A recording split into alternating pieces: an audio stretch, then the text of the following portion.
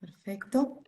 Y por otro lado, darles la bienvenida primero que nada a esta primer videoconferencia sobre el abordaje de la temática de la Olimpiada de la edición 12, que es la de este año. Para quienes han participado de videoconferencias anteriores y para quienes no, contarles que hay un ciclo de 3 videoconferencias. Esta es la primera. Para presentarles ahí un poquito al equipo, hoy vamos a conversar con el equipo del laboratorio de Paleobiología de Facultad de Ciencias de la Universidad de la República.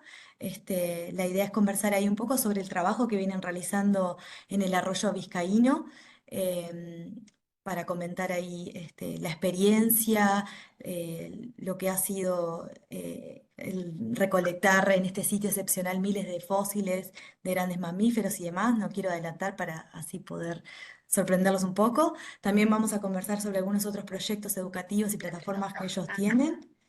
Y lo interesante de estos encuentros en realidad es poder acercarles a ustedes, como participantes de la Olimpiada, algunos lineamientos como para poder seguir a la hora de elegir No, el nadie me está proyecto. molestando. Ay, perdón, perdón. Ahí Adriana, capaz ¿Por que qué me te está pedimos. molestando? A ver, para acá. A ver, perdón. Perdón, perdón, por ahí. Les decía que la idea es como poder invitarlos a ustedes a ahondar en esta temática que van a presentar hoy, poder capaz que inspirarse a la hora de abordar sus proyectos en clase y poder pensar capaz en abordar este tipo de temática. La idea es que nada, se vayan como muy llenos de información para poder compartir con los estudiantes, poder si quieren capaz que empezar a investigar un poco más, adentrarse como en los diferentes proyectos que tienen ahí los compañeros que van a mostrar hoy. Y bueno, tal vez eso, enriquecer los proyectos si es que no alguno ya eligió esta temática y está hoy acá como para nada. Investigar un poco más, hacer algún tipo de preguntas para profundizar más en su investigación o lo que sea, ¿tá? Así que bueno, esa es un poco la invitación para hoy, ¿tá? La idea de la grabación, como les decía anteriormente, es para tener la posibilidad de luego compartirles. Después veremos ahí bien por qué medios les vamos a estar facilitando el video, ¿sí?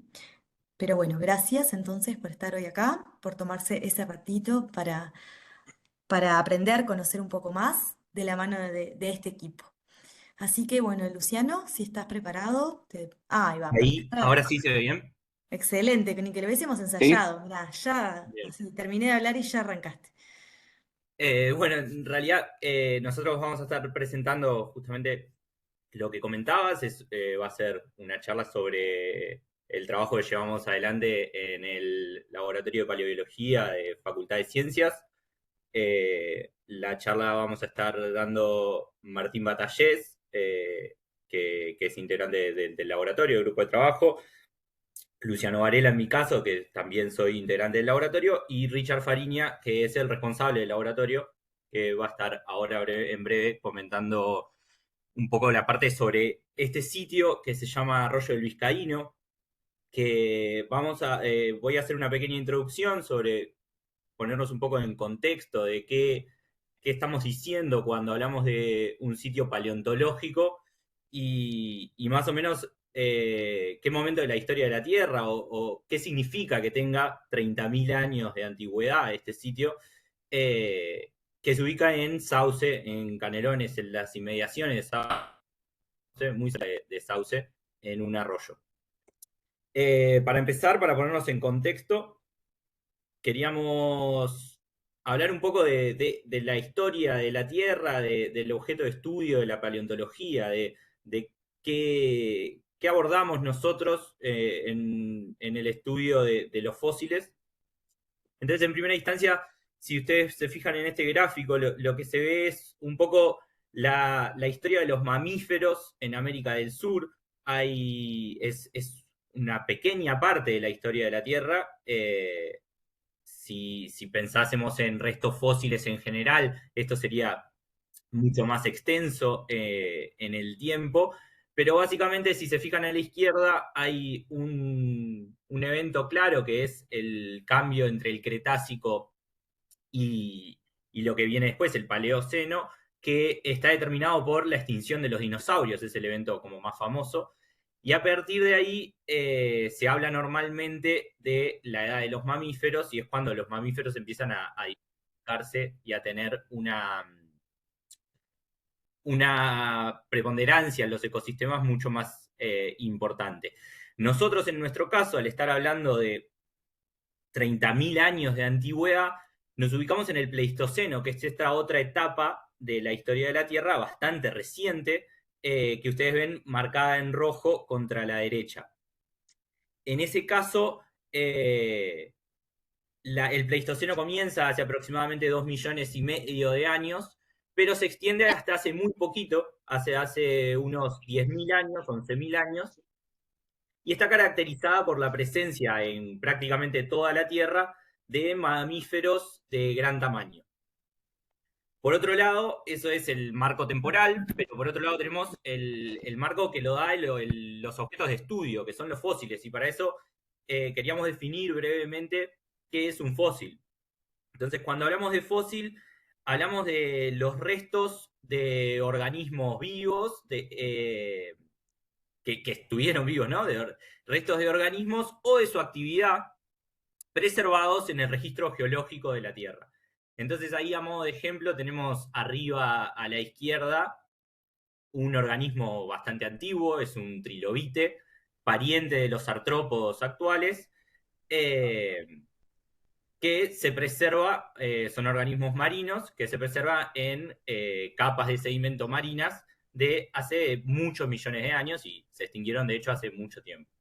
Después, no necesariamente tienen que ser animales los fósiles, pueden ser restos de otro tipo de organismos. En ese caso, lo que estamos mostrando ahí, del medio contra la izquierda, son restos de plantas, son hojas, que están preservadas como fósiles, y en el de más abajo no tienen que ser tampoco restos del cuerpo propiamente dicho del animal o restos que se generan en el momento que el animal o el organismo muere, sino que también podemos estar hablando de otros tipos de restos.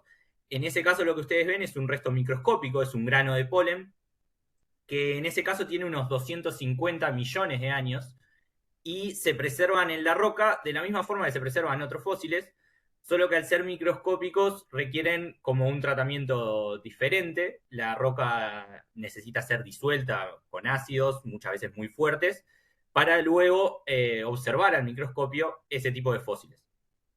En el caso de la derecha, lo que estamos mostrando es un cráneo de un integrante de la megafauna, un gliptodonte, que fue hallado fue hallado por un barco pesquero con una red de arrastre, entonces estaba debajo del mar, pero es un organismo terrestre. Podemos comentar un poco qué tipo de, por qué ocurre eso con estos organismos, pero la idea es un fósil de los que más estamos acostumbrados, si bien no es un dinosaurio, es un animal, un vertebrado terrestre, que es lo que uno rápidamente identifica por fósil. Por otro lado, tenemos otros tipos de restos que a veces no son los más comunes. En este caso, a la izquierda, ustedes pueden ver un resto de excremento de un perezoso terrestre, un poco de caca de un perezoso, que también se preservó, en ese caso debe tener unos 20, 22.000 años, y se preservó, al igual que lo que ven a su derecha, que es un pedazo de cuero de un perezoso, y en el otro caso una uña, no la parte de hueso de la uña, sino la uña propiamente dicha. Esos tres fósiles se preservaron en un contexto muy particular, en una cueva en el sur de Chile, donde el frío facilita, las condiciones climáticas en general, facilitan la preservación de esos tejidos como fósiles, que generalmente eso no ocurre, y lo que encontramos son tejidos más duros, hueso, diente. Y después, a modo de ejemplo, que no necesariamente todos los fósiles tienen que ser grandes, también pueden preservarse huesos muy pequeños. En ese caso que están viendo los huesos arriba del dedo de una persona, son los 3 huesos del oído medio de un perezoso de 3,5 toneladas. Son esos pequeños huesos que todos los mamíferos tenemos en el oído, muy pequeños, que también se preservaron al preservarse un cráneo de un perezoso. Entonces, con esto queríamos como dar un contexto rápido para no dedicar mucho tiempo a el objeto de estudio, los fósiles, y el momento de la historia de la Tierra en la cual nos encontramos, en términos gruesos, en Arroyo del Vizcaíno. Ahora le voy a dar la palabra a Richard, que va a continuar contando en sí el Arroyo del Vizcaíno. Un gusto poder compartir con ustedes todo lo que hemos trabajado, el entusiasmo que tenemos sobre este excepcional yacimiento y sus muchas consecuencias que tanto nos enorgullecen, ¿no? Para poder difundir nuestro trabajo. Yo quiero advertirle a la persona que dijo que estaba manejando, cuidado, cuidado, porque esto es tan apasionante que se puede distraer, ¿no? Así que ojos en el tránsito, después a las órdenes cuando quiera seguir hablando. Y me voy a dejar de bobadas porque a las 8 juega Uruguay y entonces yo paso a desempeñar otro rol que tengo en la vida, que es el de futbolero. En fin, el caso es que la historia que queremos contarle comienza en 1997 con el descubrimiento. Ese año, con el fenómeno del Niño, resulta que hubo una impresionante seca. Una seca incluso peor en muchos sentidos que la que tuvo lugar ahora hace un par de años, pero afectó menos a Montevideo, ¿no? Entonces tuvo impacto sobre menos personas y el recuerdo quizá no sea tan grave como esta última. Pero fue muy grande. Y allí en la zona de Sauce, la seca golpeó terriblemente y el arroyo del Vizcaíno, eh, en el estiaje, ¿no? En la seca normal del verano, deja de correr y se transforma en un collar de lagunas que las familias de productores que viven allí se reparten para eh, irrigar sus cultivos, para que los bichos tomen agua, etcétera. Bueno, en ese año 97 la seca era tan grave que para regar unas remolachas tuvieron que secar toda la laguna, en cuyo fondo apareció este tesoro fantástico. Ahí tienen una foto de la época, ¿no? Esos niños ahí hoy son hombres y mujeres de casi 40 años, eh, que ellos y bueno, otros un poquito mayores que los estudiantes del liceo protagonizaron la extracción, la colecta, una cosa fantástica. Eh, claro, cuando aparecieron los huesos se había ahogado un buey unos meses antes, un año antes, y claro, el productor, la gente de campo sabe mucho sobre anatomía de los mamíferos, ¿no? Porque los carnean o, en fin, o los encuentran muertos, y entonces vio el fémur así, ¿no? Casi de 90 centímetros, y dijo, esto no es de buey. Y efectivamente, ¿no? Se trataba de un animal prehistórico, que no es un dinosaurio. Quiero aclarar esto, porque los dinosaurios se clasifican más bien cerca de las aves y los grandes dinosaurios, excepto las aves, que podrían clasificarse dentro del grupo, se extinguieron hace 65 millones de años. Tengan en cuenta que este hallazgo es de apenas 30.000 años de antigüedad. Puede parecer mucho para la vida de una persona, naturalmente, pero para la paleontología es un tiempo verdaderamente muy corto. Entonces, bueno, en esa seca se planteó, nos avisaron a los paleontólogos, no tuvieron suerte porque no se piensan que era el mundo de ahora, hiperconectado, lleno de celulares y pantallas por todos lados. Habrá sonado algún teléfono fijo en la oficina de la calle Tristán Narvaja y no estábamos, era enero, estaríamos de licencia, supongo yo, o justo no sé. El caso es que no nos encontraron y una cosa muy emocionante, la comunidad se organizó, los chiquilines del liceo, orientados por algunos de sus profesores, se dedicaron a la extracción con gran cuidado, llevaron, miren, ahí tienen la foto, los restos que se acomodaron en la casa de uno de ellos, llevaron una libreta con un cuidado, fotos, videos, una cosa fantástica, ¿no? Que verdaderamente en la próxima diapositiva está un ejemplo de la libreta de campo. A ver si Luciano me pasa. Ahí está. Ahí tienen, ¿no? Todo registrado, quién fue, quién no fue. Fantástico, absolutamente fantástico. Eh, bueno, pasaron 14 años antes de la primera excavación profesional. En el tiempo intermedio se hizo lo que se pudo, hay historias tristes y burocracias y celos y, en fin, esas cosas que son más bien como para la parte de teleteatro de la investigación científica. No piensen que los científicos somos siempre esas personas elevadas, que no tenemos más que preocupaciones intelectuales, somos personas como cualquier otra, ¿no? Tenemos nuestras glorias y miserias como en fin, como cualquier otra profesión. El caso que de 2011 fue la primera excavación profesional, pasame Luciano por favor, y esa es una vista que tienen del arroyo del Vizcaíno antes de represarlo. ¿Alguien tiene el micrófono abierto, por favor, si puede cerrarlo?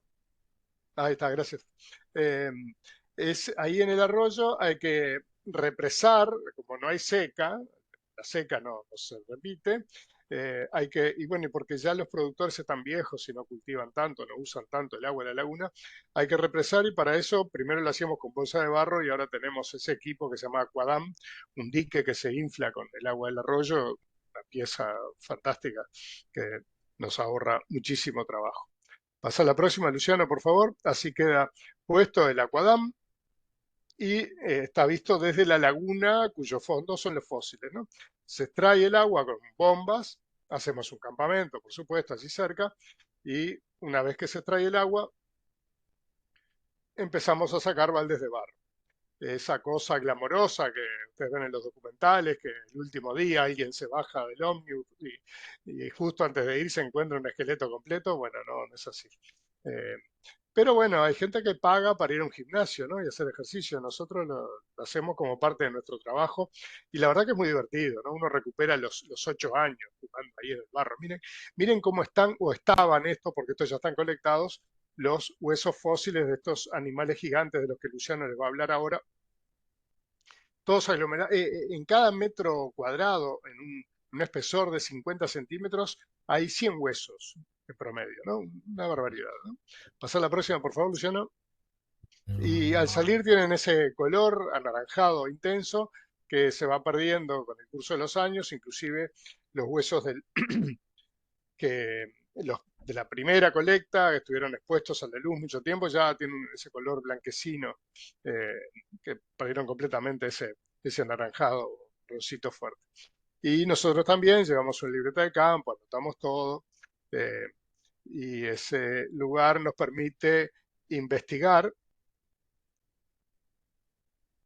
muchas cosas. Nos permite investigar, como le decía Luciano, el, la antigüedad de estos animales en el pasado, ¿no? El Pleistoceno y demás, pero particularmente otro de los atractivos que tiene ese lugar es que hay unas marcas que estudiadas al microscopio presentan las características de las que dejan las herramientas, ¿no? Lo cual indicaría la presencia humana. Fíjense que si esa interpretación es correcta, esa foto que ustedes están viendo son dos fósiles, uno arriba del otro. Es la costilla del bicho y la marca, es decir, el resto de la actividad de otro organismo, en este caso el ser humano, arriba de la costilla, que se puede interpretar como que estaban, ¿no? Sacando la carne para el consumo, por ejemplo. Eh, Ahí tienen, en la próxima diapositiva, tienen una vista de la costilla, una ampliación para ver el detalle y unas fotos tomadas al microscopio, creo que fue Luciano sobre todo que lo hizo con una paciencia extraordinaria, sacando fotos a distintas alturas y después integrándolas con un programa en esa reconstrucción 3D que nos permite analizar la marca con mucho detalle. El tercer atractivo de este hallazgo, ¿no? La cantidad de fósiles siendo el primero, la presencia de marcas siendo el segundo, es que eh, su antigüedad es muy alta para lo que se consideraba, hoy la conversación ya está en otro plano, pero se consideraba en la época del hallazgo como la máxima antigüedad de la presencia humana en toda América.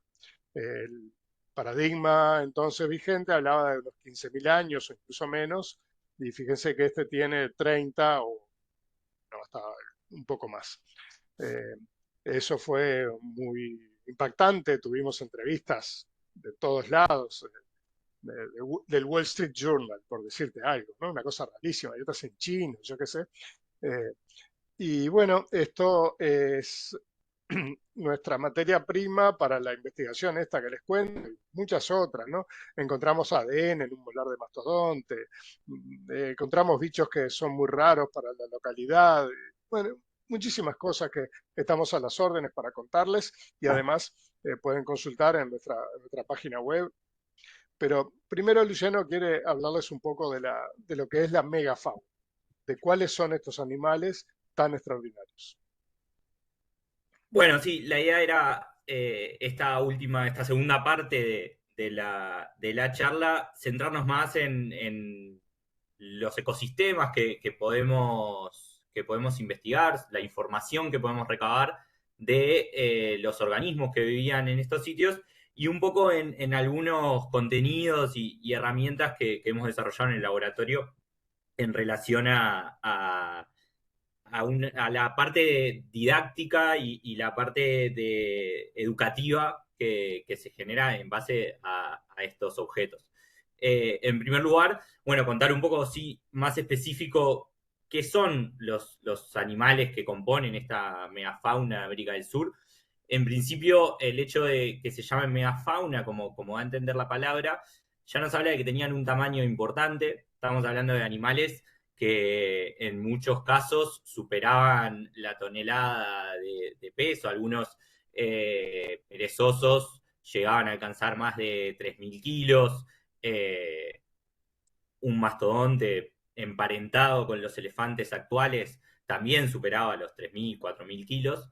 Y después había muchos otros integrantes que estaban en el orden de la tonelada o un poco por debajo, claramente componiendo una fauna muy diferente a la fauna que existe hoy en día en esta región del planeta. Eh, y siendo todos ellos víctimas, por decirlo de alguna forma, del proceso de extinción que ocurrió hace unos 11.000 años. Entonces, entre estos integrantes tenemos animales que pueden ser similares a animales que hoy en día se encuentran en otros lugares del planeta, como les mencionaba el caso del mastodonte, pariente de los elefantes, como el oso que se puede ver a la izquierda en esa imagen. Había osos de gran tamaño, similar al oso grizzly en América del Sur, en Uruguay. También tenemos otros animales que son muy reconocidos, aunque sean extintos, como tigres dientes de sable. Estamos acostumbrados a ver frecuentemente en diferentes contenidos de América del Norte tigres dientes de sable. En el caso de América del Sur y Uruguay en particular, es una especie muy emparentada a la especie de América del Norte, con un tamaño un poco mayor incluso, y con estos colmillos muy característicos. Y después el resto de los organismos que se ven ahí en la figura son perezosos, que voy a pasar acá a contar un poco más en detalle. Los perezosos, como su nombre, están muy emparentados con los perezosos actuales, pero si bien forman parte del mismo grupo que los perezosos actuales, sus características y por lo tanto y probablemente sus comportamientos, sus dietas, eh, son, fueron muy diferentes a lo que conocemos de los perezosos actuales. Los perezosos actuales son animales relativamente pequeños que viven esencialmente en los árboles. Estos perezosos eran gigantes. Yo recién les mencionaba, algunos superaban las 4 toneladas. En el caso de las dos reconstrucciones que pueden ver ahí, el de la esquina es un Megatherium, que sería de los perezosos más grandes que existieron, por arriba de las 4 toneladas probablemente, y en la derecha es una reconstrucción de un Lestodon, que es el perezoso que aparece con más frecuencia en Arroyo del Vizcaíno, y es un perezoso de más de 3 toneladas. Esto hace bueno, parte de la investigación que hacemos nosotros tiene que ver con averiguar más sobre estos animales, y la principal dificultad, pero al mismo tiempo el principal desafío es justamente cómo lograr averiguar más información, cómo lograr saber más de estos animales, no teniendo parientes actuales que nos den como esa información. Por otro lado tenemos gliptodontes, quizás ya los conocen por algún museo, son armadillos gigantes. Hace no mucho tiempo se los consideraba como un grupo específico dentro de los armadillos y no muy emparentado con el resto de los armadillos. Hoy en día, ADN antiguo recuperado de fósiles, de restos fósiles de gliptodontes, indican que en sí son un pequeño grupo de armadillos, bueno, no tan pequeño por su diversidad, pero sí dentro del grupo de los armadillos, están como muy dentro de los armadillos, así que están bastante emparentados con los armadillos, y su principal diferencia es su gran tamaño y su coraza como más rígida que lo que conocemos de los armadillos actuales, como ejemplo la mulita, por ejemplo. Eh, pero de nuevo, animales muy diferentes a sus parientes actuales, que ya nos indica que es muy probable que sus comportamientos o distintos hábitos fuesen diferentes a lo que conocemos de sus parientes actuales. Por otro lado, quería resaltar algunos casos interesantes que nosotros generalmente mencionamos en diferentes actividades que hacemos. Es el caso de los caballos. Los caballos, conocemos la historia de la introducción de los caballos, de la introducción del ganado en general en América, en Uruguay en particular. Y sin embargo, en el registro fósil de América y en el registro fósil de Uruguay y en Arroyo del Vizcaíno, lo que encontramos son por lo menos 2 especies de caballo diferentes, en un caso es incluso un género diferente, que llegaron de forma natural a América del Sur a través del Istmo de Panamá, una vez que se forma el Istmo de Panamá, y por lo tanto había en Uruguay caballos que se extinguen hace 11.000 años con el resto de la megafauna y recién son reintroducidos, aunque no sean exactamente de la misma especie en un caso, es como otra subespecie, y en el otro caso directamente era otro género, pero el grupo en general es reintroducido 10.000 años después por los europeos, luego de su llegada. Y otro caso que me parecía interesante resaltar es este organismo que se llama Toxodon, forma parte de un grupo de mamíferos de América del Sur, que es un grupo que evolucionó en América del Sur, que es endémico para América del Sur, que no existen en la actualidad parientes vivos de ese grupo. Por lo tanto, cuando se extinguió este toxón, cuando se extinguió esta especie era la última representante viva de su grupo.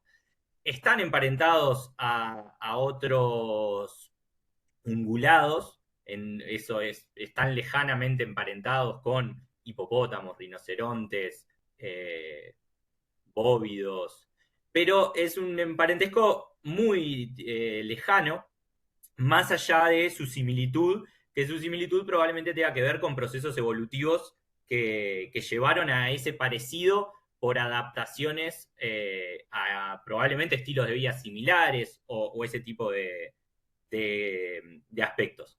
Quería resaltar este caso porque este caso, más allá de que en Arroyo del Vizcaíno nosotros encontramos restos de toxón, hay una historia que es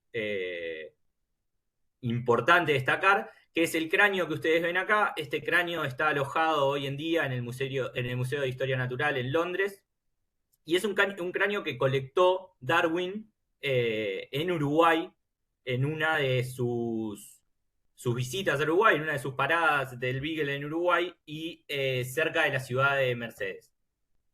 Entonces, no solo este cráneo tiene ese contexto histórico muy llamativo, importante, sino que además se encuentra, si se fijan en el sitio web que yo dejé ahí en la diapositiva para que quede disponible, se encuentra escaneado en 3 dimensiones, más allá de que el cráneo desde el momento de la colecta de Darwin fue enviado al Museo de Londres y ahí ha permanecido siempre. Desde el Museo de Londres se ha escaneado la colección de fósiles que colectó Darwin y está totalmente disponible para su descarga en 3D. De hecho, hay algunos otros materiales asociados. Entonces, eso como un recurso es importante porque está totalmente gratuito y disponible en la web. Y después rápidamente voy a contar un poco de la investigación que hacemos. Yo estaba mencionando antes justamente la dificultad esta de estudiar animales que no tienen parientes hoy en día vivos y que nos permitan al menos tener como un dato más cercano de sus hábitos. Entonces, mucha de la investigación que nosotros realizamos tiene que ver con eso, con tratar de comprender mejor qué comían, comprender mejor distintos aspectos de su comportamiento, comprender mejor qué roles cumplían en los ecosistemas. Eso, por ejemplo, comprender mejor cómo evolucionaron, comprender mejor el hecho de cómo alcanzaron esos tamaños gigantes, por qué se extinguieron, cuáles son los motivos de su extinción, que pueden estar relacionados a cambios climáticos, pueden estar relacionados a actividad humana, como mencionaba Richard. En el caso de Arroyo del Vizcaíno hay una parte, una hipótesis por la cual nosotros trabajamos, que tiene que ver con el hecho de que los fósiles pueden haberse acumulado por actividad humana, la llegada de los humanos al continente, la discusión que planteaba Richard. También existe a nivel continental y a nivel global la hipótesis de que estos organismos se extinguieron a raíz de la caza por parte de poblaciones humanas. Y por último, las consecuencias sobre los ecosistemas de la extinción de estos organismos. Estamos hablando de mucha diversidad de especies de animales muy grandes que probablemente tenían funciones importantes en los ecosistemas, como dispersión de semillas, como control de la vegetación, diferentes aspectos que hacen a la investigación que nosotros realizamos. Entonces, en la imagen anterior lo que pueden ver es una simulación de un escenario de masticación de la mandíbula de un perezoso gigante. Entonces, esto nos permite comparar entre diferentes perezosos y lograr desarrollar hipótesis mayor o menor, apoyadas en mayor o menor medida de diferentes tipos de dietas. Si comían más pasto, si comían menos pasto, si comían objetos duros eventualmente como semillas o ese tipo de aspectos. Otra tipo de investigación que realizamos tiene que ver con la distribución en el espacio de estos, la distribución geográfica de estos organismos. Es un trabajo que tiene que ver con la diversidad de perezosos en América del Sur y las distribuciones y cómo esas distribuciones podían ir cambiando a lo largo del tiempo en relación a los cambios en el clima. Pensando en esto que les comentaba, las hipótesis relacionadas a los procesos de extinción, o si pueden estar asociados o no, o en qué medida pueden estar asociados a los grandes cambios climáticos que van ocurriendo a lo largo del tiempo en la historia de la Tierra. Otra parte de investigación que realizamos tiene que ver con la utilización de modelos tridimensionales de los huesos y en relación a eso queríamos pasar como a la siguiente etapa. También no es que solo esté representado de la misma forma que mencionábamos al principio, que hay diferentes tipos de fósiles. En Arroyo del Vizcaíno también hay diferentes tipos de fósiles, entonces hay otra parte de la investigación que también tiene que ver con abordar estos fósiles y la información que nos pueden dar. En este caso, lo que están observando son distintos tipos de restos de plantas, sobre todo semillas, que se encuentran en el sedimento de estos 30.000 años proveniente de Arroyo del Vizcaíno, en el mismo sedimento que están los huesos. Y por último, un poco lo que tiene que ver con la parte de conservación que hacemos con los huesos de la colección, todo lo que es la colección de Arroyo del Vizcaíno, hoy en día se mantiene en Sauce, está asociada está en un local que está dentro del predio del liceo número 2 de Sauce, y surge a partir de un convenio con la Universidad de la República.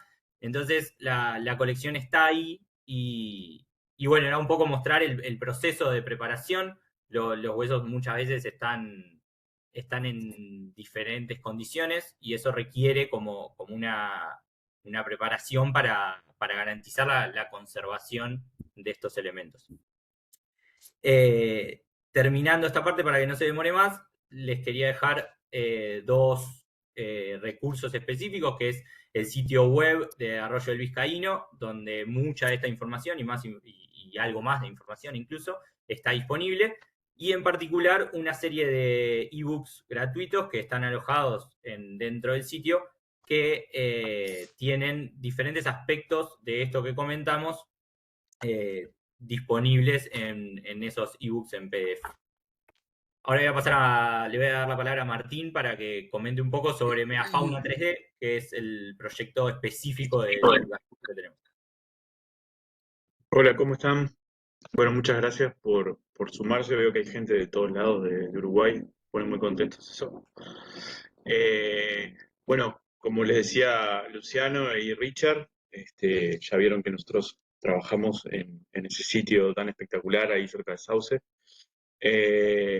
Pero bueno, además de los trabajos de excavación, de conservación, que le fue contando Luciano, tenemos otro proyecto que se llama Megafauna 3D, que es un proyecto educativo, un proyecto que tiene la intención de divulgar toda esta investigación que venimos haciendo de hace tantos años, no solamente alrededor del arroyo vizcaíno, sino de la megafauna en general de América del Sur.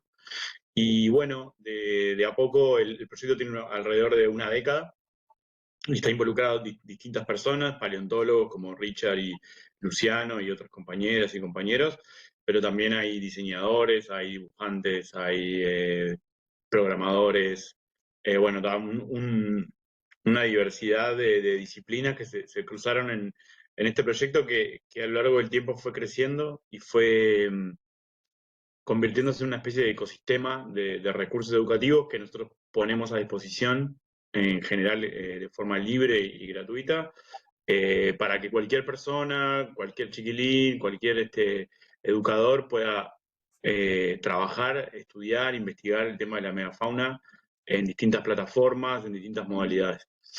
Eh, Todo comenzó, en verdad, a partir de una iniciativa que tuvimos de digitalizar en 3D fósiles de colecciones de Uruguay. Hay muchas colecciones de fósiles de megafauna específicamente en Uruguay, repartidas por todo el país. Por supuesto está el Museo de Historia Natural, la colección de Arroyo del Vizcaíno, acá en Montevideo y Canelones, pero también hay museos como el Mauá, perdón, el Berro, que está ahí en Mercedes, en el Castillo Mauá, pero también en Nueva Palmira, en Colonia hay varios, bueno, en distintos lugares, incluso en museos que no son específicamente de ciencias naturales o de paleontología, también hay fósiles de megafauna porque cada lugar del país tiene como una historia bastante interesante respecto al encuentro con estos fósiles y el estudio de la megafauna en general. Siempre eh, que uno va a distintos lugares se puede encontrar con anécdotas de alguien que encontró algo, que tiene algo en la casa, que hay un museo, que hay una colección, que hay una persona que tiene algo en la casa. Entonces, teniendo eso en cuenta, recorrimos el país en el año 2015, por ahí, digitalizando fósiles con una tecnología que teníamos ya adquirida en laboratorio para investigación, pero se nos ocurrió darle esta otra utilidad que es hacer básicamente un repositorio virtual de fósiles, un museo digital, digamos, donde poder conservar de alguna forma también estos modelos que son súper detallados también y pueden cumplir muchas funciones, desde la investigación misma, para no tener que manipular o poder tomar algunas medidas o observaciones que son más difíciles de hacer en el fósil real, o experimentos como los que hicieron, como veían lo de la mandíbula recién, o también para esta función didáctica. Entonces, bueno, lo primero que hicimos fue recorrer el país, escanear fósiles que nos parecían que valía la pena que estuvieran perteneciendo a esta colección, y después creamos alrededor de eso, de ese repositorio, una plataforma web que es megafauna3d.org, que tiene en su corazón, digamos, esta galería de fósiles 3D y un visor que permite tomar medidas, iluminar el fósil de distintas formas, rotarlo, y también ver la información asociada a cada uno de esos fósiles, no solamente el objeto en sí, sino también, bueno, a qué animal perteneció, qué región anatómica representa, dónde fue colectado, en qué museo está guardado, bueno, un montón de datos asociados que son muy útiles también a la hora de ponerse a estudiar o a compartir este material. Entonces, bueno, la plataforma fue lo primero que hicimos en este proyecto y es un poco el corazón, pero el proyecto se fue ampliando. distintas formas y hoy en día tenemos una serie de recursos didácticos, como les decía, que trascienden el repositorio, pero que también de alguna forma se desprenden de ahí y de las investigaciones y las cosas que hemos estado escribiendo, fotografiando, dibujando en estos años, e investigando.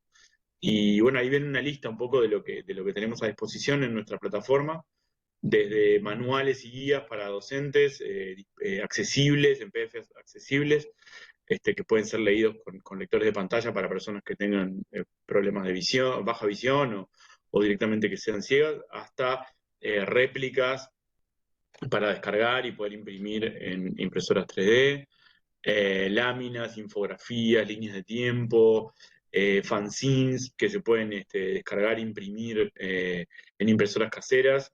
Esto que estamos viendo acá en pantalla es un poco una representación de esto que les estoy contando. Esto fue una caja didáctica que hicimos en su momento, hace unos años, y que repartimos en distintas escuelas del país. Muchos de estos recursos ahora están de forma digital también para poder descargar de la plataforma y utilizarlos.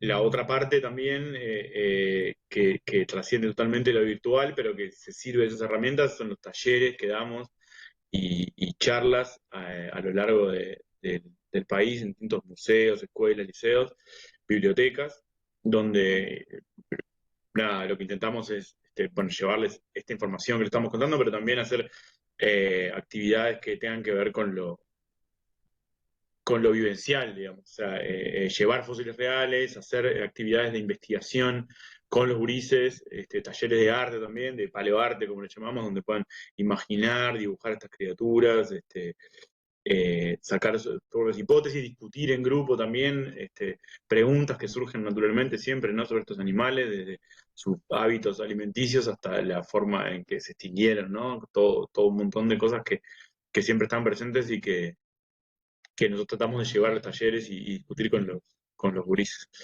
Ya ven ahí, incluso hay peluches que hicimos, que también trabajamos en la parte de accesibilidad, al igual que las réplicas, para que también otros sentidos, además de la vista, estén presentes en la experimentación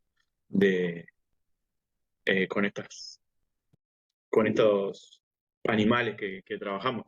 Ahí ven, por ejemplo, la otra función fundamental de la digitalización, que es poder imprimir estos fósiles, ¿no? Poder hacer réplicas exactas de estos fósiles en impresoras 3D y que tienen diversas utilidades, ¿no? Como les decía, desde la accesibilidad para poder trabajar con distintos públicos hasta lo lúdico, poder manejar o, digamos, apreciar mejor la escala y las texturas que tienen estos fósiles.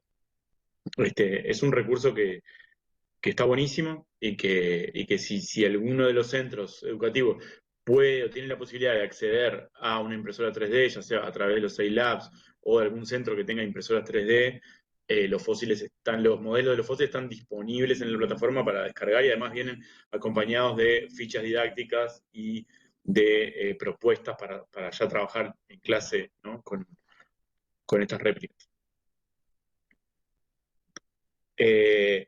Bueno, el otro, digamos, recurso en el que trabajamos mucho tiempo y que está disponible también hace un par de años ya en librerías y en formato digital es el libro de Megafauna 3D.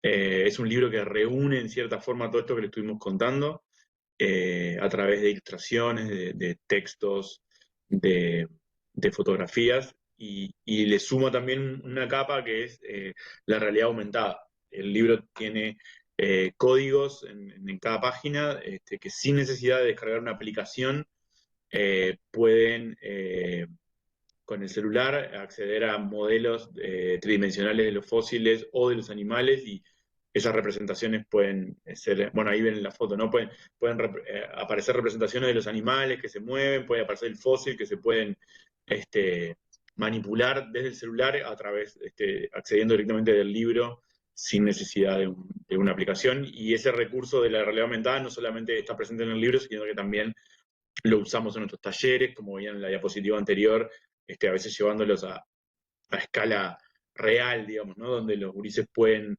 verse en pantalla con el animal en escala, como si estuvieran al lado de ellos, ¿no? ¿Verdad? Y eso como que aporta toda otra dimensión que tiene que ver con la expresión corporal, con poder dimensionarse en tamaño al lado de estos animales y ya eh, poder experimentarlo de otra forma que lo que puede ser verlo en el papel o en la pantalla de un dispositivo. La línea que hablábamos de la accesibilidad y de poder hacer más, llegar a más públicos con estos recursos, fue que también trabajamos una serie de videos en lengua de señas uruguaya junto con el Centro de Recursos de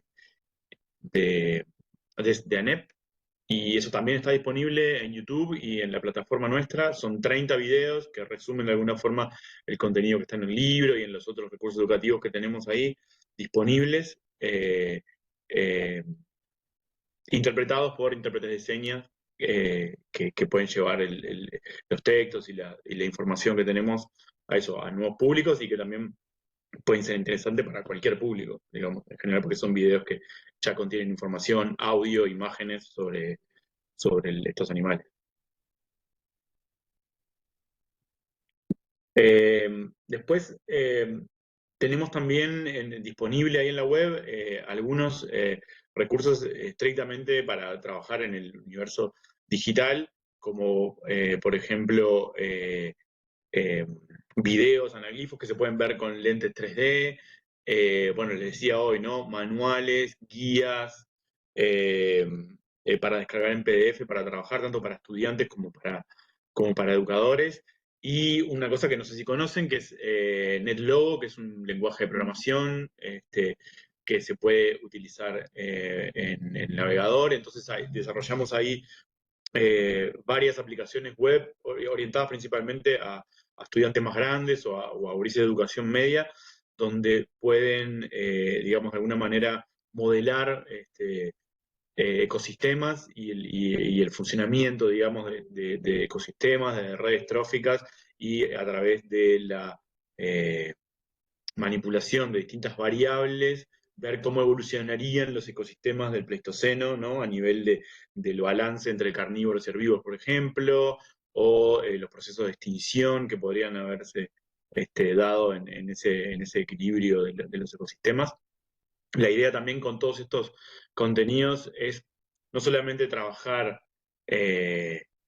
digamos, el conocimiento de los fósiles, como decía Luciano bien, y qué tipo de fósiles aparecen en Uruguay, y qué grupos están representados, sino también trabajar algunos contenidos que son muy actuales, como por ejemplo la crisis de la biodiversidad, la extinción de las especies, los cambios climáticos a través de la historia, que son cosas que, que tienen que ver con lo que pasó en el Pleistoceno, pero que también resuenan mucho en el presente y que de alguna forma pertenecen a un mismo proceso, digamos, que comenzó en el Pleistoceno y que aún hoy vivimos, especialmente por el impacto humano, digamos, el impacto humano en los ecosistemas cuando llegó a América del Sur, y cómo desde ese momento, que coincide con la existencia de la megafauna, los seres humanos hemos ido modificando los distintos ecosistemas y las consecuencias que eso ha tenido a lo largo de la historia. Entonces, de alguna manera, todos estos recursos también están orientados para poder no solo trabajar temas del pasado, sino vincularlos con cosas muy, muy actuales.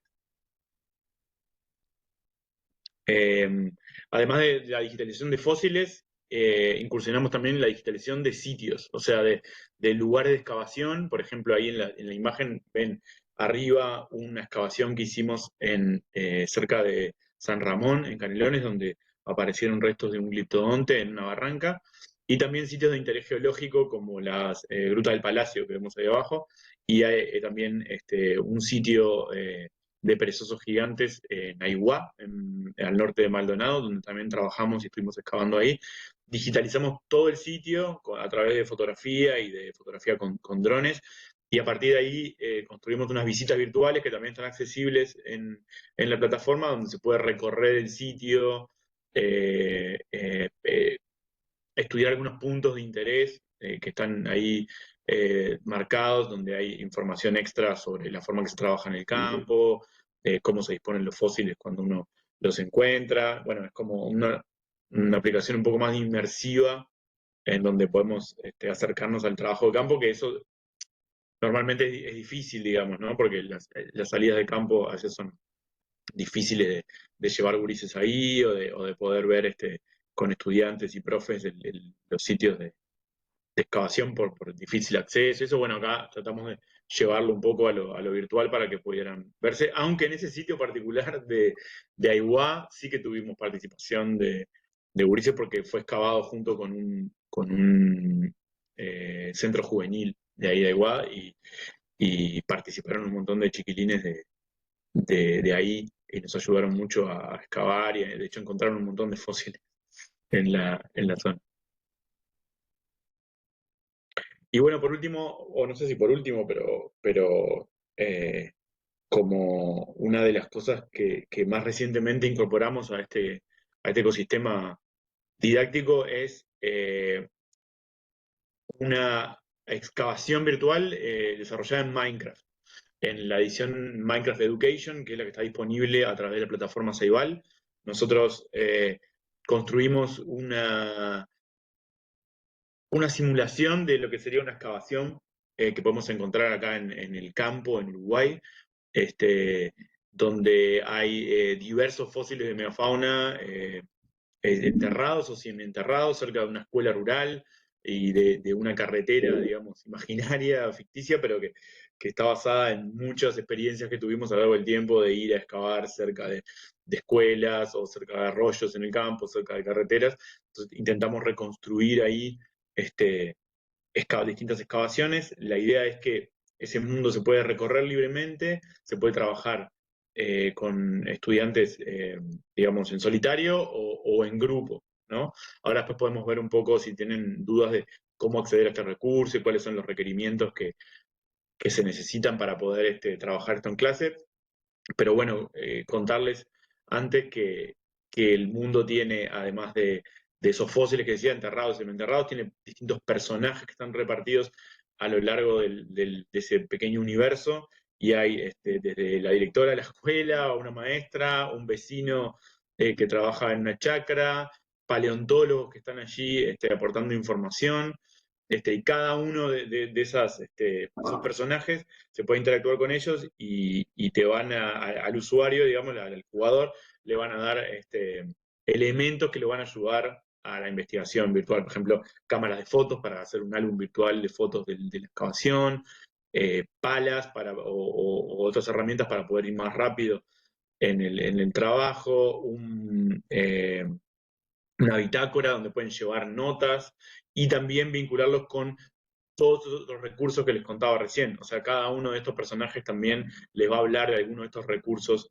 que están disponibles en línea y los van a llevar a un manual, a un modelo 3D, a un libro de fotos donde pueden ver excavaciones reales. Entonces, bueno, la idea es que puedan recorrer ese mundo, que puedan desenterrar fósiles, que puedan identificarlos.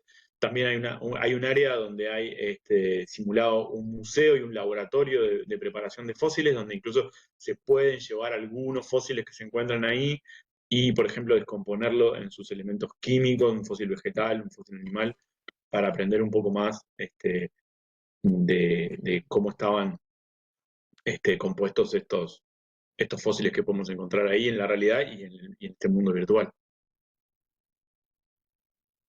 Los recursos, como les decía, son abiertos, son libres, incluso el libro está en formato papel en todas las librerías, pero también se encuentra en la plataforma, en la Biblioteca País de Ceibal. Ahí en el chat les compartí el link a nuestra web, donde pueden ver todas las cosas que les conté. Y nada, la idea es que puedan usarlos, apropiarse de ellos, encontrarle distintas formas de uso y también en la medida que lo puedan ir trabajando en clase, que nos escriban también, que nos cuenten qué experiencias pudieron hacer, si les resultaron útiles, si no, de qué forma podemos mejorar, qué otras cosas les ocurren que podrían estar buenas para desarrollar en el futuro, porque el proyecto, la idea es que siga creciendo, seguir desarrollando recursos, seguir dando talleres, seguir viajando por el país digitalizando fósiles. Así que nada, cualquier pregunta que tengan ahora sobre esto o después, una vez que usen los recursos y nos quieren escribir por mail o por las redes, que también nos pueden encontrar ahí en Instagram como Megafauna 3D. Nada, es bienvenido y siempre estamos abiertos a conversar. Bueno, muchas gracias por ahí, Luciano, Richard, Martín y otros compañeros que anden de parte del equipo. La verdad que es súper interesante, han puesto un montón de comentarios ahí cuando iban compartiendo los materiales, como por ejemplo, espectacular, excelente, hermosos recursos. También surgieron algunas preguntas que si les parece yo las anoté.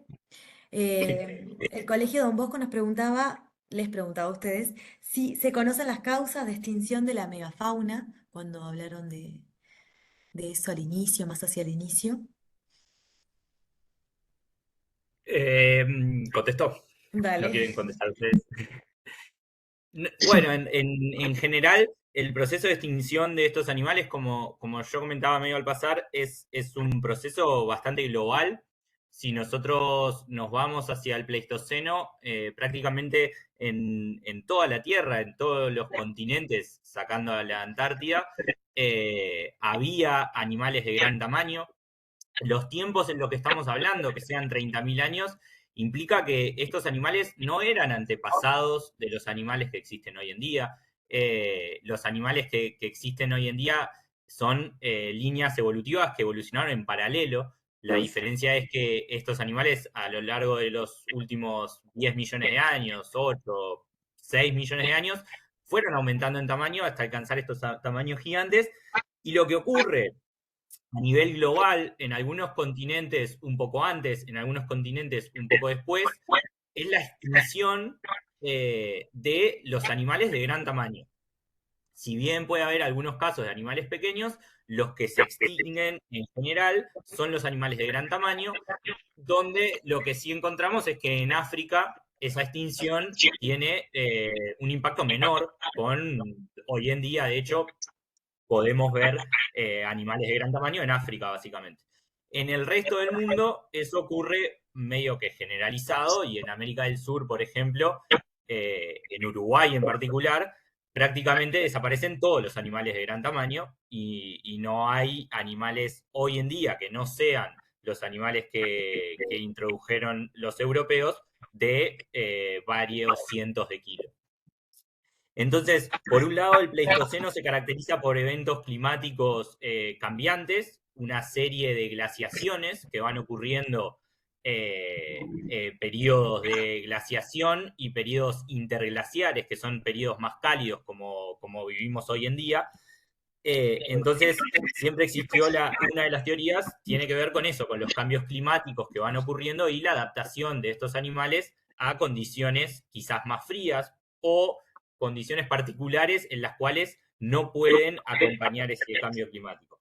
Por otro lado está la presencia de los humanos y en muchos casos algo que ha sido propuesto como una teoría y que se ve cierta correlación es que estas diferencias en la edad a la cual los animales gigantes se van extinguiendo parecen seguir el ingreso de las poblaciones humanas a los diferentes continentes. Entonces, en América del Sur parece ser más tardío porque la llegada de los humanos es más tardía, en América del Norte es un poco antes, en Eurasia es un poco antes. Eso también es una teoría y serían como las dos cosas que muchas veces se proponen como las dos posibilidades. La realidad hoy en día y la mayor parte de la investigación lo que está mostrando es que el proceso es bastante complejo y que es muy probable que sea una combinación de ambas y que los pesos de esos dos procesos, del proceso de caza por parte de los humanos y de los procesos de cambio climático y el impacto sobre las poblaciones de estos animales, hayan tenido diferente peso, esos pesos hayan sido diferentes en distintos lugares del planeta. Y quizás en algún lugar fue mucho más importante el cambio climático y quizás en otros lugares fue mucho más importante la caza por parte de poblaciones humanas. Pero básicamente esas son las dos teorías que se manejan y la forma en la que se interpreta la extinción de estos animales. Excelente. Buenísimo, Luciano, muchas gracias. Gracias. Ahí contesté el colegio. Genial. Ahí hay otra pregunta de Mauricio Gonet que decía si se puede descargar e imprimir el modelo de las grutas que ustedes comentaban. No sé si está disponible ese recurso. No, Bien, no está para descargar, está disponible en Sketchfab. Eso lo hicimos en conjunto con la intendencia y con la gente que está en la gestión del Parque de Grutas del Palacio. De nuestro lado está ahí en Sketchfab. No sé si ellos en algún momento tienen idea de ponerlo disponible, pero de nuestro lado no es un recurso directamente que nosotros gestionemos. Entonces, de nuestro lado está disponible en esta plataforma que se encuentra en Sketchfab y no está para descargar. Se podría averiguar y ver cómo lo está gestionando el Geoparque, pero actualmente no está para descargarlo. bien, buenísimo, gracias. Después por ahí Cris pone en el chat que en Soriano nuestra escuela está cerca de un paso, que sus aguas son del río San Salvador y a los niños le daban mucha curiosidad sobre los animales del pasado, todo eso. Así que capaz que están indagando por ahí. No sé si para la Olimpiada, pero por lo menos Si van capaz a que... encontrar algo, si quieren sacar fotografías, si llega, nosotros encantados. Buenísimo, gracias Cris. Yo Bueno, quería no sé si... preguntarles a a ver, algunos de los participantes si ya conocían el proyecto Megafauna 3D o si es la primera vez que, que están escuchando esto que estamos haciendo, porque nada, es interesante para nosotros también saber llegar, ¿viste? Como saber cuál es el alcance que está teniendo lo que hacemos, si alguna vez se habían topado con esto. Nuestra idea es nada, eso, difundirlo y también aprovechar para pedirles de alguna forma que lo difundan también entre colegas y compañeros y estudiantes, estos links que le pasamos, estos recursos y que, nada, que comenten para que sean usados. Son re nuevos en realidad, o sea, algunos hace tiempo que los tenemos, pero el paquete, digamos, de herramientas que estamos presentando hoy salió hace re poco, o sea, unos pocos meses, el juego, el mundo Minecraft y eso. Entonces, nada, este año es como un año re interesante para nosotros para que ustedes puedan usarlo, testearlo, que nos hagan devoluciones, saber en qué formas lo pueden trabajar en clase, qué recepción tuvieron de los gurises, etcétera. bueno, ahí dejamos el espacio si alguno quiere comentar algo. Ahí Claudia Durán pone es la primera vez. Increíble la cantidad de recursos que proponen y todos muy novedosos para los niños. Serán usados. No conocía, excelentes recursos. Lo difundiré en las instituciones con las que trabajo. Rosario Alicia 42 pone, para mí es la primera vez que escucho de esta investigación y recursos y gran trabajo. María Yaques, en mi caso solo supe de este recurso a través de Ceibal, nunca antes había escuchado sobre el tema. Nicole no tenía conocimiento de la página de los recursos en Hermoso Todo, Rosario no conocía, Daniel primera vez, le parece un trabajo increíble, felicitaciones.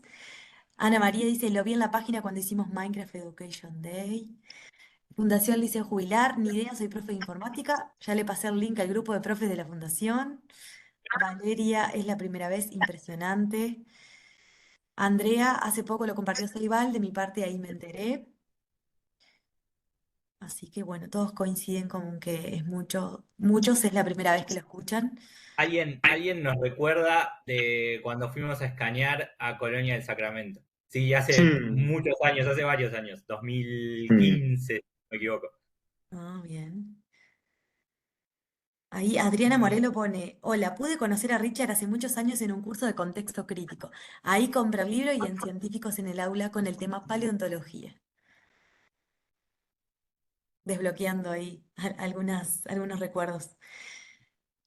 Ah, Hay mirá, una Claudia pregunta. Durán pregunta, a mí me intriga saber cómo hacen para saber dónde comenzar a excavar. Bueno, muchas veces, la mayoría de las veces, es porque los vecinos de los lugares nos llaman. Esa es la verdad. Sabemos también que existen lugares donde la probabilidad de encontrar fósiles es mucho más alta, como por ejemplo, como decía recién Luciano, las Barrancas de Colonia es un lugar clásico. Sabemos que ahí se acumulan sedimentos del Pleistoceno y ir ahí a investigar siempre en Colonia y en San José. Pero muchas veces estos hallazgos que les contaba, no, tal sitio en Aiguá, tal sitio en San Ramón, son hallazgos de los vecinos, que se comunican con nosotros por las redes o nos escriben y vamos hasta ahí cuando podemos, por supuesto. Depende mucho bueno, la época del año, de los cursos de facultad, de la financiación, etcétera, pero bueno, siempre que podemos nos trasladamos ahí y así surgen los descubrimientos, como el del Vizcaíno, ¿no? Que les contaba Richard. Una sequía y los vecinos ahí encontrándose con ese, Ujú. con ese yacimiento increíble y no solamente encontrándolo, sino que también trabajándolo directamente, o sea, Claro. excavándolo, llevando registro de las cosas. No sé si los compañeros quieren agregar algo más sobre esto. Sobre esto no, yo quiero responder a alguien que pregunta sobre revivir la megafauna. Si Mm. quieren agregar, espero. Luciano, ¿querés agregar algo sobre esto último? No, en realidad hubo como una Bueno, no, no repregunta o que sí. Sí, menciona, exacto. que es en la misma temática, que Sí. menciona si a nivel tecnológico no existen herramientas para escanear el suelo. Existen algunas herramientas, el nivel de precisión que se alcanza no es como para asegurarlo al 100% y siempre a escalas espaciales como limitadas. Si se tiene indicios, lo que mencionaba Martín, determinados lugares donde podemos llegar a conocer, pueden llegar a utilizarse algunas herramientas que básicamente lo que nos pueden llegar a informar va a ser muy difícil que nos puedan mostrar en el subsuelo que efectivamente hay un fósil, pero sí nos podrían llegar a informar sobre que a determinada profundidad existen los sedimentos esos, las formaciones geológicas esas, las cuales sabemos que pueden contener fósiles de determinados organismos. No existe hoy en día una tecnología que sí nos permita ver fósiles individuales o conocer en tal lugar hay un fósil. Listo, Richard, era eso por la pregunta.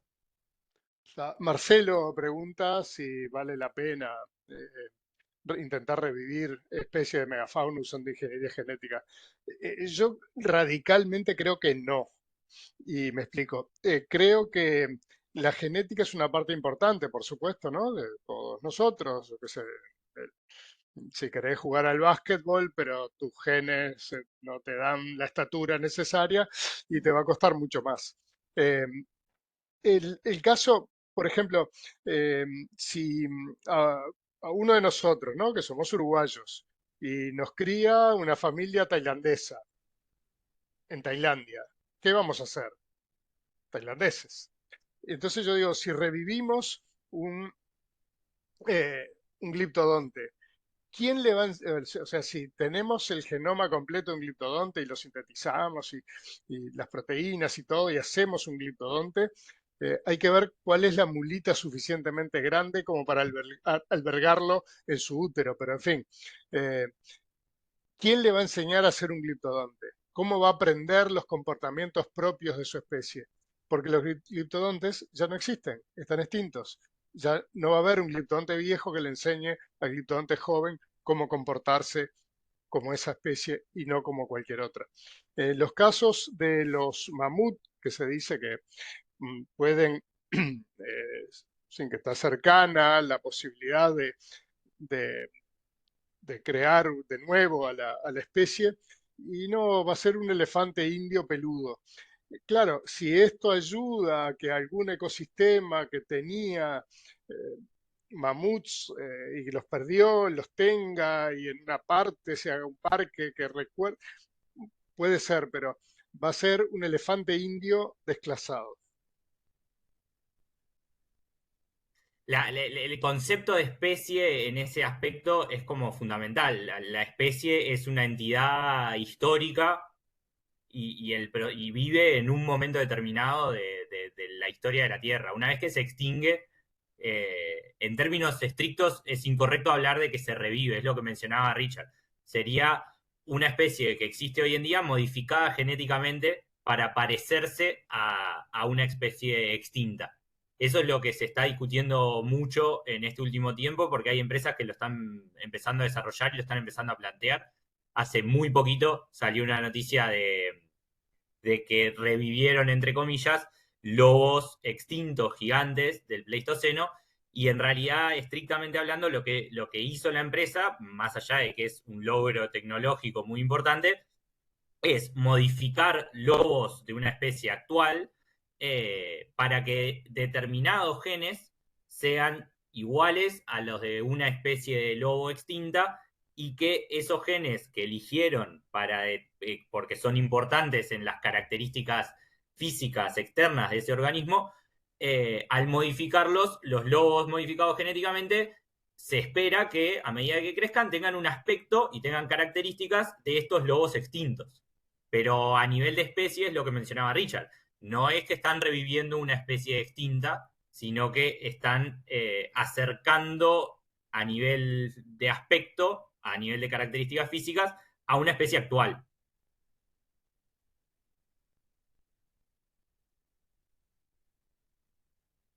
Y yo quiero responder a otra pregunta que está acá. La de A Londres. sí, que dice, la tendremos que inventar para las Olimpiadas, entonces está muy bien. No, pero quería referirme a Andrea Calache, que dice, qué pena que algunos fósiles estén en Londres. Bueno, sí, no, lo que pasa es que si no estuviesen en Londres, no estarían en ningún lado, porque seguramente se los hubiera llevado la erosión, o en el caso del toxodonte estaba siendo usado por unos chiquilines gauchos, ¿no? Imagínense, años 30 del siglo XIX, hace casi 2 siglos, lo estaban usando ese cráneo para el tiro al blanco con piedras. Se ve que la puntería de los chiquilines no era tan mala porque ese cráneo carece de todos los dientes. Así que bueno, no sé, yo prefiero que esté en Londres. Lo que es interesante, en Londres además en el museo ese están bien mantenidos y todo. La cuestión principal es que haya la posibilidad de que los científicos sudamericanos, que hay una escuela paleontológica, ¿no? En Argentina sobre todo, tradicional, y en Brasil, y acá en Uruguay, en fin, en muchos otros países, que tengamos acceso a esa colección, que exista la posibilidad de ir a estudiarlo. El lugar del repositorio es secundario comparado con la posibilidad de crear conocimiento, que eso es lo que se puede compartir más rápidamente y al compartirlo no se gasta. Y no, para agregar a eso, que yo puse el recurso digital que existe con información y con el modelo tridimensional de ese cráneo en particular, la pieza es única por su significado histórico y tanto a nivel científico como a nivel educativo, por estar relacionada a Darwin, pero a nivel del cráneo, sin ir más lejos, en Megafauna 3D hay un disponible en el sitio un cráneo de Toxodon que está mucho más completo y que ese cráneo está físicamente en uno de los museos de Colonia. Entonces, a nivel de una pieza con importancia por su estado de conservación, por lo completo que está, hay cráneos que representan mejor a esa especie que están en Uruguay. No es que al no estar ese fósil en Uruguay acá falta algún tipo de ejemplar similar. Y bueno, y ese cráneo que está en Londres por todo ese contexto histórico. Pero nada, quería mencionar que está ese que yo puse recurso, pero también está el otro completo de Colonia y está en Megafauna 3D.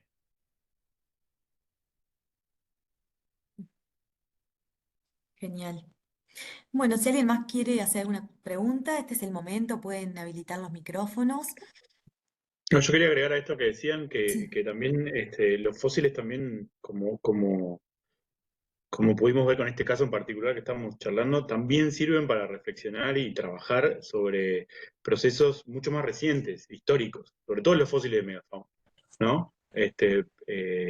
Sobre los procesos coloniales de nuestros países, sobre el contexto en que la ciencia se produjo, cómo se produjo ese conocimiento científico en nuestros jóvenes países, digamos, desde principios de finales del siglo XVIII, principios del siglo XIX hasta hoy. Entonces hay como dos capas, digamos, por lo menos dos capas en los que los fósiles nos pueden ser muy útiles para estudiar el pasado. Lo que estuvimos hablando casi todo el tiempo, que es el pasado remoto y profundo, pero también un pasado mucho más reciente que tiene que ver con nuestra historia como país y la relación con Europa y con el desarrollo de la ciencia. Así que también ahí hay otra línea súper interesante que los fósiles de megafauna nos pueden aportar para estudiar, reflexionar y pensar el pasado de forma crítica.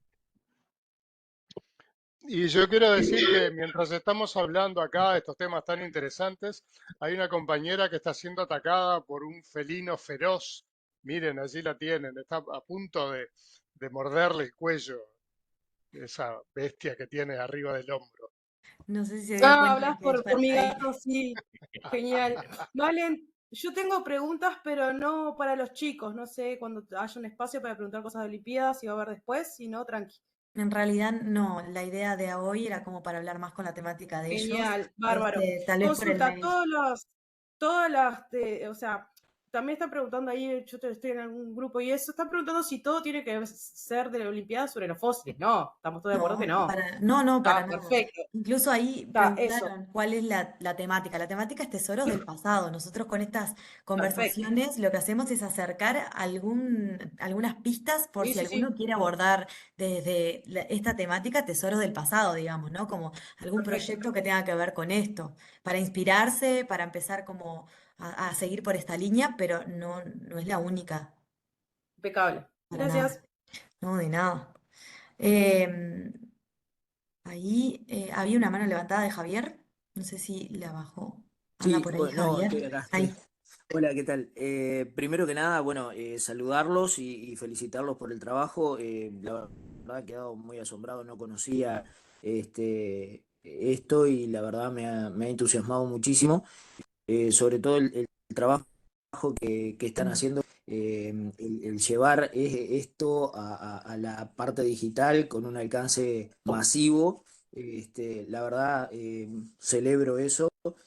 Y me interesa muchísimo conocer la tecnología que usan para poder digitalizar tanto los cráneos, los fósiles, como los lugares en los que han estado. Si tienen 10 segundos para comentarlo, si no, me comunico por otra vía y lo podemos hablar en otro momento. Pero la verdad es muy interesante. Por favor, no dejen de hacer eso y ojalá se contagie mucha más gente de ciencia que pueda poner no sé si los museos, pero sí algunos de los contenidos en digital para que sea más accesible, sobre todo para los niños o para los estudiantes, que a veces hay que destinar recursos para visitar lugares que podrían estar un poco más al alcance de la mano debido al conocimiento que imparten. Simplemente eso y saludarlos y muchísimas gracias por compartirlo. Gracias. En la Gracias. plataforma, en la página web de Megafauna 3D, en la parte que habla sobre el proyecto, hay un poco de información sobre las técnicas que utilizamos, pero así rápidamente te puedo decir que son 3 las técnicas que más hemos utilizado para digitalizar fósiles, que son el escáner de luz estructurada, que es un software y un hardware específico que pudimos adquirir hace unos años para poder digitalizar. Después la tomografía computada, o sea, en hospitales, el tomógrafo normal, digamos, el que se trabaja en los hospitales. Más de una vez hemos ido a hospitales a escanear fósiles cuando tenían algún turno ahí libre para ofrecernos. Y también últimamente, que es una tecnología que está bastante más en la mano últimamente por el desarrollo de las cámaras de fotos en los celulares y el acceso a los procesadores así de forma casera, que es la fotogrametría, que es básicamente sacarle muchas fotos a un objeto de distintos ángulos, con algunos parámetros bastante estrictos que hay que seguir, para después eso procesarlo en un software y poder generar un modelo. Incluso creo que ahora, no sé, Luciano, vos sabés mejor, hay aplicaciones de celular ya que pueden ofrecer ese... Sí, Perdón, ya existe perdona que te como... corté. Te iba a preguntar sobre eso, mega tema. Existe una diversidad de aplicaciones, muchas son pagas. Hay algunas opciones que entran dentro de algo abierto, gratuito. A nivel de software, no son los más amigables, los que son gratuitos y abiertos. En muchos casos requieren como una parte de procesamiento intensa, no es cualquier computadora la que lo puede desarrollar. Y después a nivel de celular, lo que hay es un montón de aplicaciones que aprovechan el hecho de poder mandar cosas a la nube. Entonces, la misma aplicación nos permite sacar fotos y manda esas fotos a las nubes, son procesadas por servidores en la nube de forma bastante automática y devuelve el modelo 3D. Hasta donde sé, digo, nosotros no lo usamos porque hay un tema con la parte de qué pasa con esas imágenes o con esos modelos generados, con los derechos y con dónde quedan alojados. En el caso nuestro, los modelos están alojados acá y lo procesamos todos nosotros, pero sé que hay al menos 2 aplicaciones que tienen como franjas gratuitas, con límites de uso. Entonces, capaz que te imponen un límite de 50 fotos por objeto y 5 reconstrucciones 3D por mes o algo así. Y creo que esas son bastante abiertas en que los modelos se pueden descargar de forma gratuita hasta el límite. Entonces, como que con un equipo bastante sencillo, con un celular, se pueden generar modelos 3D de objetos. Sitios requieren como una intensidad mayor. Nosotros ahí complementamos uso de dron, como mencionaba, no sé si Martín o Richard, y con fotos de campo para cosas con más detalle. Entonces, ahí sí, capaz que estamos hablando de para reconstruir un sitio usamos 300 fotografías con bastantes megapíxeles, combinado con el vuelo del dron. Eso es más complicado por la extensión del sitio y el nivel de detalle que uno quiere. Pero un objeto, sea un fósil o cualquier otra cosa, muchas veces con 30, 40, 50 fotos se puede reconstruir bastante bien como para hacer una actividad. Nosotros en algún taller lo hemos hecho. Muchísimas gracias, la verdad, muy detallado y bueno, va por ahí un poco la idea, ¿no? Por el hecho de plantear una actividad de este estilo, pero bueno, habrá que Cualquier seguir. cosa, si querés escribirnos específicamente, después haciendo una revisión te puedo llegar a enviar específicamente las aplicaciones que pueden estar en la vuelta y pueden cumplir esa función. Muchísimas gracias, te lo agradecería un montón. Después Sí, entonces no hay drama. nos comunicamos. Gracias, gracias a todos. Ahí a Megafauna, al mail de Megafauna o de Arroyo del Vizcaíno. De Arroyo del Vizcaíno sería más fácil. Creo que es arroyodelvizcaíno@f100. Ahí, Bien, Martín gracias. ya Ahí lo puso en Martín el lo chat. comparte. Lo tengo ahí, lo tengo ahí. Muchas gracias.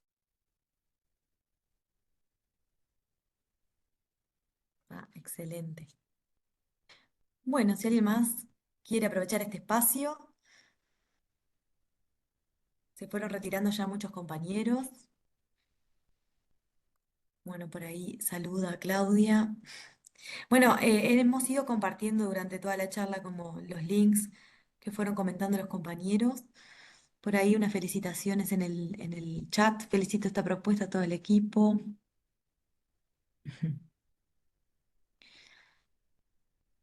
Así que bueno, ahí les dejo para que ustedes lean. Todo lo que tiene que ver con dudas de la Olimpiada, les sugerimos que nos escriban al mail olimpiadapir@ceibal.edu.uy.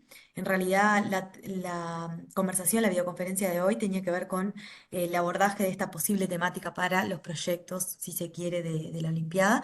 Y es una de las líneas que se puede trabajar, así como muchas otras. Y bueno, invitamos a que si quieren se puedan sumar a la del martes que viene, que van a haber otros compañeros también. ¿Sí? Bueno, les vamos a enviar la grabación, como les decíamos, por correo electrónico. Y bueno, si no hay más comentarios, podemos ir cerrando el encuentro. Muchas gracias. Bueno, gracias a ti. Gracias a los compañeros Felicitaciones. Luciano, Richard y al Gracias. resto del equipo por este tiempo y por todo lo que nos compartieron. Buenísimo. Mucho para pensar, dicen por ahí. Sí. Gracias a vos y a todos ustedes por haber estado ahí tan interesados con preguntas tan buenas. Sí, la verdad que sí, les tocó un público bastante activo ahí.